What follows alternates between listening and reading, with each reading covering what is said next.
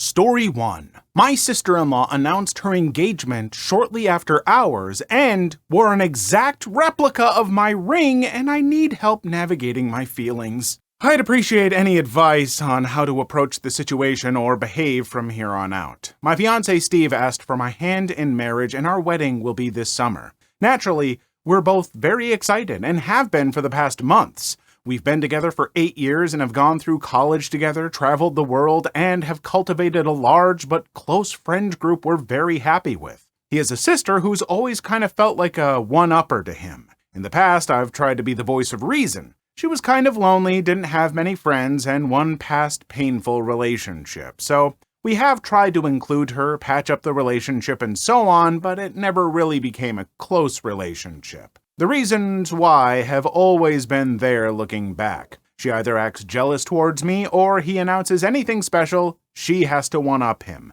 be the center of attention, etc. He says it has always been this way, even back when they were children. There is this weird, unspoken competition between her and everybody else in the family where she is always trying to belittle another person or steal the show. Needless to say, it has become quite annoying, but so far neither of us have lost their temper with her. A few days ago at a family get-together, they were drinking wine and cheering, and his sister and her new partner of 1.5 years announced their engagement out of nowhere, seemingly, just shy of a month after moving to the city together. We're happy, smiling, trying to push away the weird gut feeling that comes creeping up, but then we both catch a glimpse of her ring finger and suspect they copied our ring. After a while, it sank in. It is an exact copy of the engagement ring her brother had carefully picked out for me. We tried to take the high road, congratulated, but soon thereafter left for our house. In the past few days, both of us have been very upset, disappointed, angry, and we are also weirded out by it, and incredibly put off. I'm trying to contain myself. I'm telling myself that it's only a materialistic thing, and if she's found happiness, we should be sharing that. But on the inside, I am fuming, and so is my fiancé. Yeah, I mean, I can tell you all I want that, yeah, it is just a materialistic thing, and all that truly matters is your own happiness. And so I wouldn't try to be too concerned about it, but I know that I would be. I know that I would be upset about that too. I mean, thankfully, my siblings are all wonderful, and I don't think I would ever have to worry about this. And my partner has no siblings, so this is a non-issue, but I can imagine being in that situation, and it would absolutely bother me. But I think the best thing that you can do is throw the biggest, best, coolest wedding you can think of. Okay, maybe not biggest, like super expensive, whatever, but just make it super cool in ways that she can't possibly trump. Or let her do her wedding first. Like, wait for them to do their wedding and then one-up her wedding. Oh my gosh, one-up it. Everything she does, do it bigger and better. Destroy her! I'm not helping things at all. Story 2. Sometimes I catch my husband staring at our pantry or our fridge when he doesn't know I'm looking. My own family is not rich. Both of my parents had to work full-time. My clothes were mostly second-hand or hand-me-downs, though this was probably because of convenience since I have 3 sisters. And our house was small, and I always had to share a room with one of my sisters. But we always had enough to eat, and my parents always took us on a road trip vacation every summer. If there were any money problems, me and my sisters never knew about it. My parents always made sure that we knew we were loved, too. It was different for my husband. Sometimes they were homeless or living in places not fit for anyone to live. Both of his parents used physical punishment and were in prison some of the time. He went hungry lots of the time, and he never had adequate clothing for the winter. He told me about the first time he could afford a proper place to live when he was an adult. I've seen pictures. It was so small, but it had a locking door and was insulated from the cold. He told me about the first time he got a job that paid more in a month than what his bills were and the shock of having money left after he paid everything. Or about being able to buy a real bed instead of just a mattress on the floor. Or when his winter boots had a hole in them and he could afford to buy a brand new pair instead of wearing a plastic bag on his foot to keep it dry. All these things that I never thought of. We bought a house this year and our kitchen is huge. Since we moved in, I sometimes catch my husband staring at our pantry or our fridge. He only does this when he thinks I'm not looking, and I never say anything, but I know it's because he can't believe sometimes that we have all that food, and he doesn't have to worry about hunger. I make it a point now to make sure our pantry and fridge are always full. When it's my turn to take care of meals, I make sure there's enough for seconds or leftovers. I have a whole stack of recipes that sound weird but taste good for when we have leftovers or odds and ends, so no food expires or is wasted. I also make sure that the house is always warm no matter what, and that my husband has a clean sweater and warm socks every day outside of the summer. Just because I know how he grew up, and I don't ever want him to feel that way again. I've never said anything to him, though, because I don't want to embarrass him or make him self-conscious. I mean, what really am I going to add to this other than that is really, really touching and just a wonderful thing that you're doing. And yeah, let him have these moments. And I don't feel like he would be too embarrassed if you did bring it up. But I don't know, maybe, I don't think it hurts to not say anything and just make sure he has these little comforts. I was never in as dire straits as him, but I have lived in some places that were shoddy and uncomfortable. I have struggled with money where I wasn't making enough for bills and struggling to get by. I had one place where I lived where for a month straight, literally the only thing I could afford to eat all month was this big bulk thing of cheap ramen, and I was very sick. And now I do appreciate a lot of that stuff, and I do a ton of home cooking and all this stuff, and I do canning of vegetables, and it means a lot to me. It really genuinely does, so I kind of understand where he's coming from. And yeah, it's nice to finally get to a place where you don't have to worry about stuff, so I'm glad that you two have that, and I'm glad that you can make sure that he doesn't have to relive those past days. Story 3. Ignore the time difference in the evening? I'll ignore it in the morning. Not me, but my father-in-law's story. In the 1970s, before email and faxes, my father-in-law Carl worked as a trust agent for a bank in the Midwest, which is on Eastern Time. He handled trusts and estates for bank customers, including one older lady. Her son-in-law, Bruton, lived in California, shouldn't make fun of it, which is on Pacific Time, PT. 3 hours behind Carl, and managed his mother-in-law's estate on her behalf. Bruton used to call Carl with questions, which is not a problem. Except Bruton would call Carl at home at 8 p.m. Eastern Time, expecting him to answer questions. Carl would be at home eating dinner or spending time with his family, so Bruton's calls were unwelcome. Carl would explain the time difference and said that Bruton should call before 5 p.m. Eastern Time, not Pacific Time. But Bruton always ignored Carl's requests and demanded that Carl call him back first thing in the morning. Carl was nice and would wait until 11 a.m. Eastern Time to give Bruton time to get settled in his own office, until he decided he'd had enough. The day after Bruton's latest call, Carl went to his office extra early, got the information, and then promptly at 8 a.m., Carl called Bruton's house. A sleepy Bruton answered the phone and croaked, "Hello? Good morning, Bruton," Carl all but hollered into the phone. "What time is it?" "It's 8 o'clock, Carl said. "But it's 5 in the morning here." So it is. I guess there's a 3-hour time difference, but you said you wanted these answers first thing in the morning, and it's 8 o'clock here, so I thought I'd give you a call. Bruton never called past 5 p.m. again. First off, I'm sorry for laughing at the name Bruton.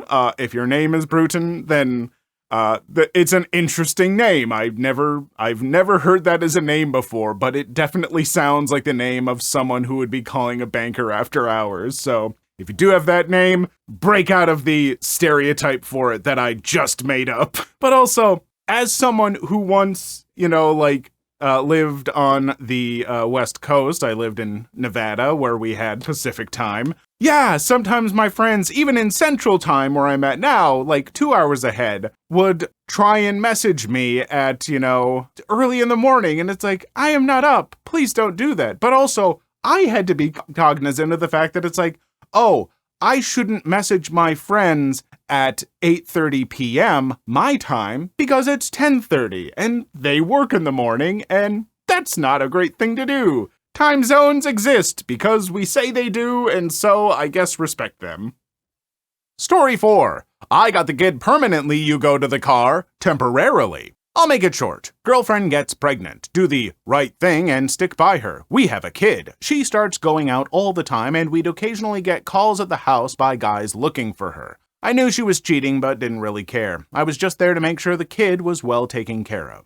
Get a new job out of state and hoping that being there away from her bar friends will make us closer. Nope. She finds a new boyfriend quick, tries to hide it, but she sucks at lying and hiding things. Again, no care from me, but now my kid and I are very bonded, and even at 18 months, it's obvious he doesn't care for her either. Came home from a trip, can't find my kid. Walk into my bedroom, and there she and her boyfriend are having a nice little romp. Now, this was in the days before cell phones, and we lived on the 3rd floor, so there was no escaping the bedroom without coming through the living room, so I just said, "When you two are done, I'll be in the living room," and walked out. 3 hours and a lot of whispering later, they emerged. Walk the guy to the parking lot and explain to him I'm not mad at him, but be decent and don't F in my house anymore and stay out of my beer. Go back upstairs and tell her to go get my son. Next day, I got a new apartment and moved out in 3 hours while she was at the boyfriend's house and took the kid. Day after, I filed for divorce and got custody, which I won full after 2 years of legal wrangling. Granted, child support was jack crap, but it paid for beer for the next 18 years. I supported my kid. I never raised it on her because I'm a decent guy, but it was fun rubbing it in her face when she got out of line that I spent it on frivolous stuff for myself and bought him all of his clothes, toys, food, etc. out of my own pocket. It always made her fume for a few days. In hindsight, I should have put it in a savings account for him, but we all make mistakes in life. Now, I had purchased her a Toyota Accord before we moved, but in the divorce, she wanted the car, which I gladly gave her. Then I moved back to my state with my parents and started life over. A few months go by and I start getting calls at work from the credit company demanding payment that was overdue. I explained numerous times that the vehicle was legally hers now and I would not be paying. Most of these guys were a-holes, but one day a very low-key guy called and said, "Look, we're just trying to work something out because we can't locate her." "Oh, well, why didn't you say so? Here's where she's living. The plate number is da-da-da, and I have it on good authority that she's home right now. She doesn't have a job." About 3 hours later, my phone rings and it's her, and she's peed asking me if I told them where the car was because they just repoed and towed it. "Yep," I say with a smug grin. "Something you need to learn is if you don't pay your bills, you don't get to keep your stuff. By the way, my lawyer is paid off. How are you doing?" Click. That was a great day. I find no real faults in this story. Like, yeah, you did say that you could have put the child support into a savings account for the kid instead of spending it on beer, but if it A, wasn't all that much, and B, you were making sure out of your own pocket to provide the kid with everything else, in my mind, you would have just been paying less of your own money for the kid and buying yourself a little bit of a luxury, because everyone deserves that. And then that money, I think it all balances out in the end. So I really wouldn't hold that against you, but, I think all parents regret not having savings for a kid. Such is life. Otherwise, yeah, she doesn't sound great. I'm glad that you got away. Okay, now that my dog has stopped barking at nothing. The only thing I'd say for folks like this, boy, sometimes you try and stay together for the kid, and I think this is just proof that that mindset doesn't typically work out. And if it does, if you do stay together until the kids move out, it's not better. The kids can tell, you can tell. Believe me, I grew up in a house where folks stayed together for the kids, and it wasn't great for the kids. No shame at all on the parents who did that. I understand what they were trying to do. It was well-intentioned, but it doesn't work out. Story 5, entitled "Dad Called the Police on Me for Sitting in a Pool." I, 28 male, autistic, just wanted to spend some time relaxing in our local swimming pool. I had black goggles and liked to swim underwater. I also like to simply rest against the poolside and chill. Also, I was the only adult male without any children in this pool, which is clearly for everyone to use, shallow at one end, deep at the other, etc. I'm just resting by the poolside when a manager, not even a lifeguard, a bloody manager, comes over to me and tells me my presence and behavior is making someone uncomfortable. He explained that someone had complained that me diving underwater and simply sitting by the side of the pool was apparently unacceptable because I was apparently doing this to peep on children. He told me this in a non-accusatory tone and seemed to sound as confused as me about this. At first, I thought I was upsetting some overly worried parent, and being a parent myself, I felt horrible.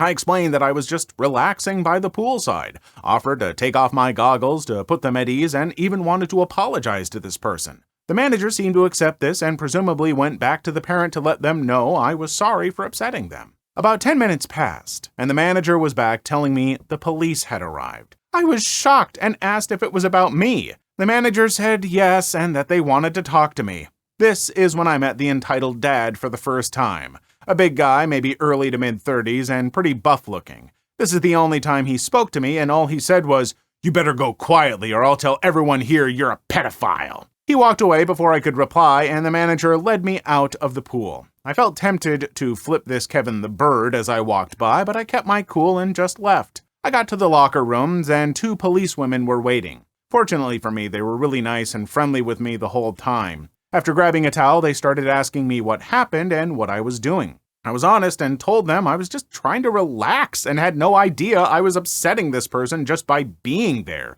I even told them I was autistic, which led to one of the officers telling me they had a family member who was also autistic. They then asked me for my details to run me through their database. While that went on, the entitled dad walked by and one of the officers asked to talk with him. He agreed, and they went elsewhere. I changed back into my clothes, and as I was coming out of the changing room, the entitled dad was in my way with his back to me. I couldn't quite hear what he was saying over the other people in the room, but I did hear him rather loudly order his kids to stay put while he went to get changed. He walked off without seeing me, and I left the locker room. The police stayed with me in the lobby until their database came back. Of course, it came back that I had no history of crime, and the gym staff had told the officer I had no history of disturbing other people, and I was free to go. However, the entitled dad was hanging around near the back of the lobby watching me. The police saw this too and offered to give me a ride home since I had walked to the gym. I accepted since I was pretty shell-shocked by the whole ordeal and worried this guy would try something on my way home. In all, this was a really scary experience, and I'm still shaking typing this. I'm just glad the manager and the police were professional enough to let me speak my piece. I should mention there were other parents in the pool who didn't care about my presence. Another dad and his kids were playing right next to me, and he didn't care. Look, parents, I get it. You want to be protective of your kids. And when you see someone in a public place where kids are, dressed in just swimming suits and stuff like that, and a person is acting a little bit unusual or just atypical or whatever, then you might get a little bit suspicious. And I think that's fine to have that feeling, but you can't go accusing people and acting on stuff that they haven't done just because someone looks a little out of place. I always look out of place wherever I go, because most of the time I'm listening to music or audiobooks or talking to myself way too much while I'm grocery shopping. I'm so sorry. Old man in the grocery store who was scowling at me. What? I'm not allowed? Stop it. Anyway, don't start calling the police or managers when you're not actually seeing anything other than someone who's just not acting normal. All right? Just pump the brakes and wait for actual evidence or something, okay? Please leave your story in the comments. I would love to make a video on them in the future. Also, don't forget to like and subscribe.